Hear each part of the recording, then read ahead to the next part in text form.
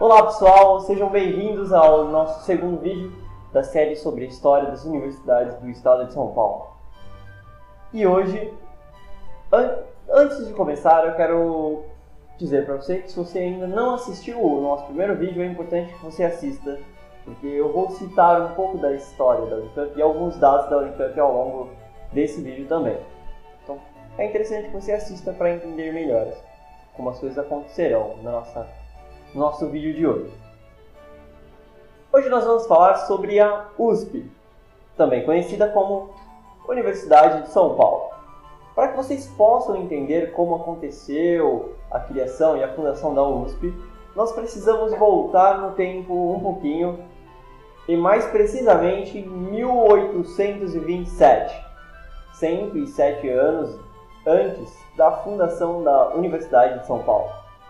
Em 1827, através de um decreto imperial, nasce a Faculdade de Direito do Estado de São Paulo, também conhecida como Largo São Francisco. Simultaneamente, nasce também a Faculdade de Direito em Olinda. Essas duas faculdades tinham a missão, a nobre missão, de formar administradores e governantes públicos. Então, é inegável o peso e a importância dessas instituições para a consolidação do Império do Brasil. Avançando um pouquinho no tempo, mais precisamente em 1893, nasce em São Paulo a Escola Politécnica, ou simplesmente Poli. E os politécnicos, que eram os engenheiros formados pela Escola Politécnica, tiveram um papel crucial para que São Paulo se tornasse o que ela é hoje. A Escola Politécnica formou engenheiros que colaboraram na elaboração de projetos da reestruturação paulista. Porque naquela época, mais precisamente ali no final do século XIX, começo do século XX, São Paulo estava passando por reformas urbanas e estruturais para se adequar a um novo padrão de cidade industrializada, uma cidade capitalista que vinha ganhando forma ao longo do mundo, ao redor do mundo. Esses engenheiros colaboraram projetando ferrovias, hidrelétricas e até mesmo a inversão do curso do Rio Pinheiros. Em 1901, nasce a Escola Agrícola Prática de Piracicaba, EAPP. Hoje também conhecida como ESAL, que é a Escola Superior Luiz de Queiroz. Essa escola tinha a nobre missão e a crucial missão para um estado economicamente dependente das fazendas de formar e criar pesquisas relacionadas à agricultura. Então, essa escola ganhou um grande destaque no interior paulista e apenas em 1925, como reconhecimento do seu trabalho, ela se tornou uma escola superior, reconhecida como uma escola superior. Em 1931, ela recebe o atual nome, Escola Superior de Agronomia Luiz de Queiroz. A área onde ela está situada atualmente foi doada por ninguém menos que Luiz de Queiroz. Portanto, ele é considerado uma das figuras mais importantes, ele é o idealizador dessa escola. Em 1912, nós temos a criação da Faculdade de Medicina da Universidade de São Paulo.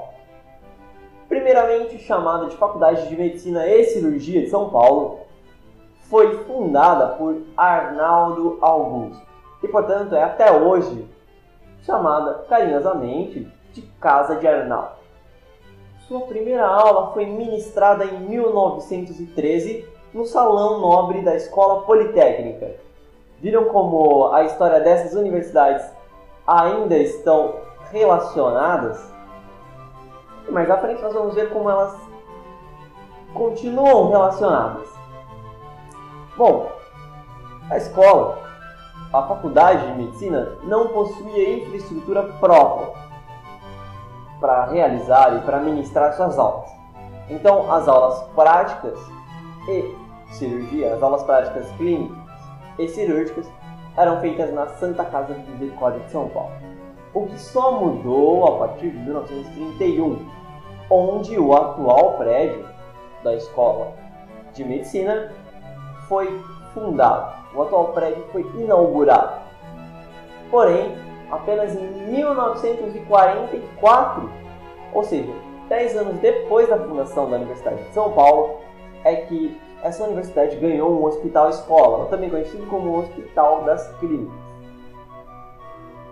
Chegamos em 1934, o ano de fundação da Universidade de São Paulo, foi fundada através de um decreto elaborado pelo interventor do Estado de São Paulo, Armando Salles de Oliveira. Porém, Armando Salles não foi o único a ter essa ideia. Na verdade, ele não foi o autor dessa ideia. Ele contou com a ajuda do seu sócio, que era o presidente do jornal O Estado de São Paulo, e uma importante figura política e intelecta na capital paulista. Uma figura das elites paulistas, da elite paulista. Juntamente com outros membros dessa elite, eles tinham a missão e o ideal de reestruturar o ensino no país. Vale lembrar que em 1932 São Paulo participou do que nós chamamos de Revolução Constitucionalista. Fomos à guerra, pegamos as armas e partimos para as trincheiras. São Paulo contava com o apoio de outros estados que não veio. Fomos abandonados nessa guerra e, portanto, perdemos. Porém, essa mesma elite que visava reestruturar a educação no país decidiu que, se não venceriam pelas armas, venceriam pelo espírito, dando início então ao plano de reestruturação que começou com a USP, com a criação através do decreto da Universidade de São Paulo. A USP já nascia com um objetivo muito nobre, que era de reestruturar a educação e trazer produção científica para uma universidade no país. Antes disso, existiam apenas institutos isolados que faziam essas pesquisas. A USP nasceu para concentrar esses estudos. Então, o primeiro reitor, Reinaldo Porchat, tinha a missão de concluir essa tarefa. E pensando nisso, a USP criou o seu núcleo básico de educação. A ideia era formar humanos antes de formar profissionais. Portanto, o pontapé inicial, ou a pedra fundamental dessa formação, foi a criação da Faculdade de Filosofia, Ciências e Letras. Percebam que, com a criação da USP e a junção de outras escolas, eles também precisavam de professores das áreas de ciências humanas e ciências biológicas. O que aconteceu?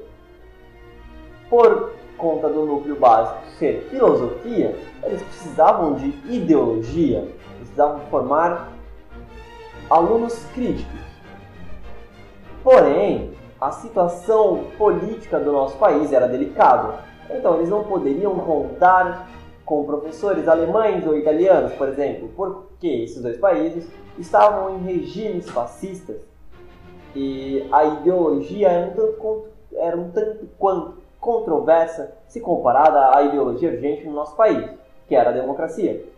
Então, os ideológicos, os professores que davam matérias de humanidades, eram franceses, porque a França era uma república democrática. Já os professores de ciências biológicas e ciências exatas, onde a explicação era apenas teórica ou prática, eles buscavam mesmo formar os profissionais técnicos, formar a parte técnica dos profissionais. Esses sim vinham da Itália ou da Alemanha, por serem excelentes no que faziam e por duas coisas. Primeiro, eles precisavam se opor ao regime vigente no país. Então eles davam preferência, por exemplo, para alemães que eram casados com judias. E segundo, eles precisavam ser jovens, porque apenas um jovem com a perspectiva de evoluir ao longo da vida toparia uma aventura tão grande como essa. Sair do seu conforto, sair do seu país, onde estava estabelecido em sua zona de conforto para arriscar e correr riscos aqui em São Paulo. Quando eles chegaram aqui, viram que São Paulo era realmente, e que o Brasil era realmente surreal. Era algo completamente fora dos padrões da Europa. Armando Salles de Oliveira teve um papel incontestável, visto que ele era o interventor do Estado de São Paulo e foi quem apoiou todo esse processo de estruturação da USP. Então, nada mais justo do que homenageá-lo, certo? Como no plano diretor, criado em 1930, na década de 30, previa a construção de um campus, de uma cidade universitária, batizaram essa cidade universitária de Armando Salles de Oliveira. A área escolhida era parte da fazenda Butantã. Essa área tinha aproximadamente 200 alqueires paulistas, ou 4.840.000 metros quadrados. Uma área realmente muito grande. E os institutos foram sendo construídos ali dentro aos poucos. Portanto, se você reparar no mapa da USP, pode perceber que é praticamente impossível se locomover de um lado ao outro sem o carro em menos de uma hora. É realmente uma área muito extensa. Os prédios foram sendo construídos aos poucos ali dentro. Então, começamos pelo prédio da Faculdade de Filosofia, Ciências e Letras. Logo após, com a perspectiva de ganhar um laboratório maior, veio a Escola Politécnica. E esse processo de mudança de sede das instituições aconteceu aos poucos. Porém, ele foi interrompido na década de 40 por falta de verba e foi retomado apenas em 1960, em um ritmo lento,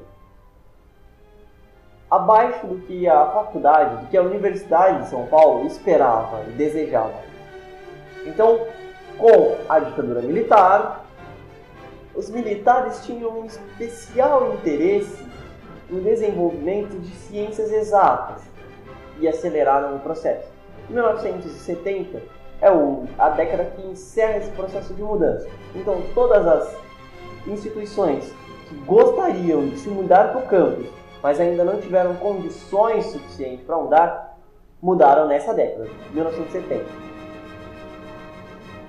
Essa cidade universitária ganhou um grande destaque ao longo dos anos, por conta do seu tamanho e por conta dessa proximidade com a capital do estado de São Paulo.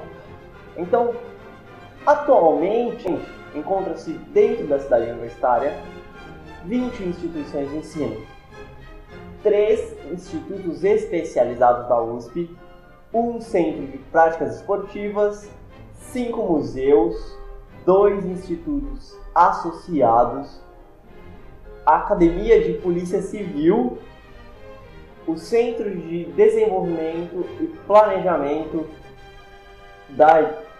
em Administração Municipal de São Paulo, o Centro Tecnológico da Marinha e o Instituto Cartográfico e Geográfico. Para você que estava pensando em estudar, ou para você que está pensando em estudar, ou até mesmo para você que não estava pensando em estudar na USP, eu quero trazer alguns dados para você. Antes, dê uma pesquisada na cidade universitária para você entender como ela é organizada, como esses institutos estão localizados ali dentro e como você pode despertar em si o interesse em estudar lá. É realmente um campus muito bonito. É uma universidade fantástica. Alguns dados da FUVEST. Vamos começar com o ano de 2016. O último vestibular foi para ingresso em 2016. Então, foram 142.721 inscritos para apenas 10.588 vagas. Ou seja, uma relação de candidatos por vaga de 13,48.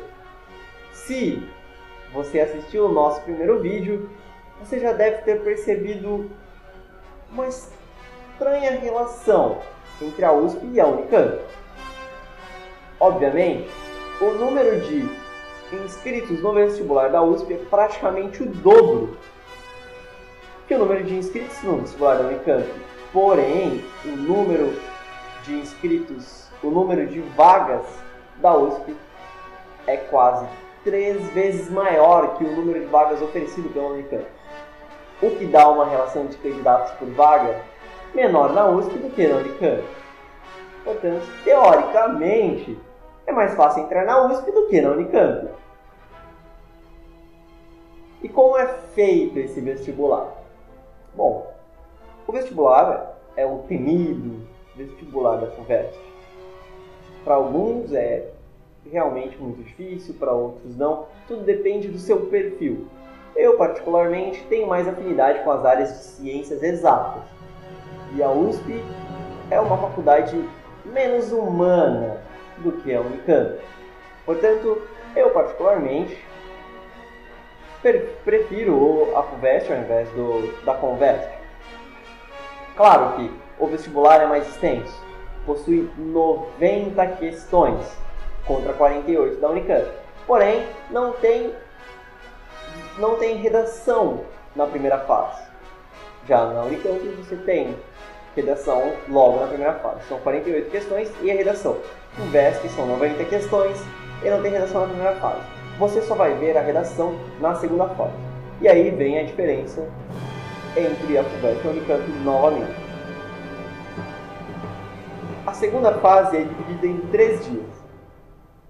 Portanto, no primeiro dia você tem português e redação. No segundo dia você tem história, geografia, matemática, física, química, biologia e inglês. E o terceiro dia é um dia especialmente direcionado à carreira que você vai escolher. Por exemplo, se você escolheu engenharia, o foco do seu curso é ciências exatas. Portanto, no terceiro dia, a sua prova vai ter 12 questões, e isso vale para todos os cursos, mas a diferença é que dessas 12 questões, elas serão divididas em 2 ou 3 matérias. Se forem 2, vamos supor que seja matemática e física. Você terá 6 questões de matemática, 6 questões de física, e todas essas questões terão um peso igual. Se forem 3, e vamos supor que seja matemática, física e química, será 4 de matemática, 4 de física, 4 de química, e todas elas terão um peso igual.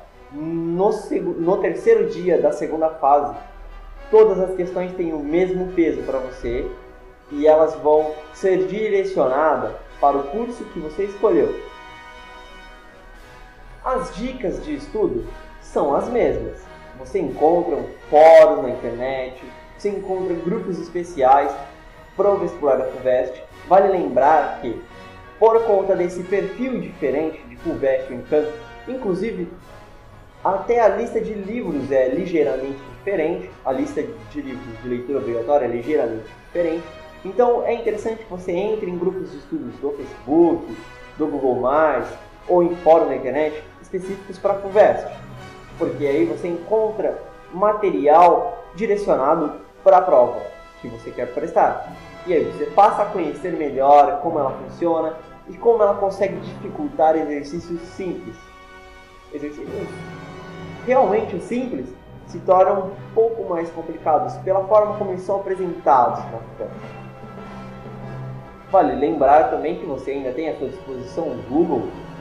Você pode encontrar inclusive apostilas de cursos preparatórios para vestibular da FUVEST para fazer o download gratuito.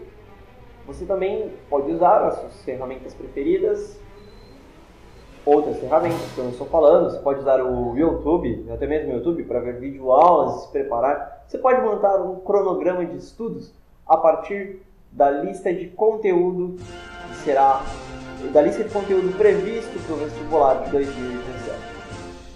Se você quer me acompanhar, eu estou estudando para esse vestibular e adoraria compartilhar com você o meu conhecimento.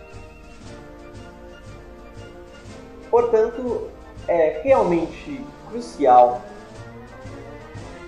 e importante que você não deixe de curtir a nossa página, que você compartilhe esse vídeo para que alcance um maior número de pessoas e para que você motive outras pessoas a estudarem contigo e quem sabe cursarem junto contigo. Se não for no mesmo curso, a gente se vê no mesmo campus. E a importância de curtir é que você vai receber todos os vídeos. Esse é o segundo vídeo da série, ainda teremos o terceiro vídeo, que será sobre o Exame Nacional do Ensino Médio, também conhecido como Enem, que é a principal forma de entrar nas universidades federais do país. E teremos outros vídeos nessa série. Eu espero que você tenha gostado desse conteúdo. Um grande abraço e nos vemos no próximo vídeo. Tchau!